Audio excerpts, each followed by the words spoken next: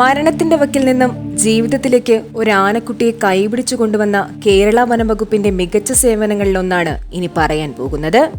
2025 April 18 തീയതിയാണ് ഈ ആനക്കുട്ടി ജനിച്ചതെന്ന് കരുതുന്നു. അന്ന് തിരച്ചിൽ നടത്തിയ വനംവകുപ്പ് ഉദ്യോഗസ്ഥർക്ക് ആനക്കുട്ടി ജനിച്ച് മറുപിള്ള അടക്കമുള്ള കാര്യങ്ങൾ കണ്ടിരുന്നു.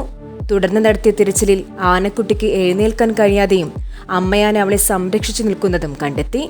തുടർന്ന് വാച്ചർമാർ രാവിലെ മുതൽ വൈകുന്നേരം വരെ ആനക്കുട്ടിയെ നിരീക്ഷിച്ചെങ്കിലും ആനക്കുട്ടി എഴുന്നേറ്റില്ല.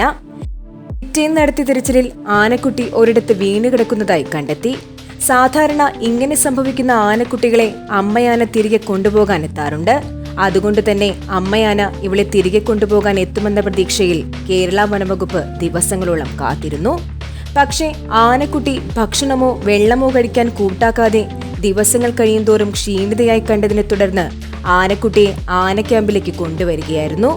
ക്യാമ്പിൽ കൊണ്ടുവന്ന ആനക്കുട്ടിയെ ദിവസങ്ങളോളം സ്വന്തം കുഞ്ഞുങ്ങളെ നോക്കുന്ന പോലെ വളരെയധികം ബുദ്ധിമുട്ടിയാണ് പരിചരിച്ച് ജീവിതത്തിലേക്ക് തിരിച്ചു കൊണ്ടുവന്നത്. പ്രധാനമായും തേങ്ങാപ്പാൽ പൊടിയും ലാക്ടോജനുമാണ് ആനക്കുട്ടിയുടെ പാലിൽ ചേർക്കുന്നത്.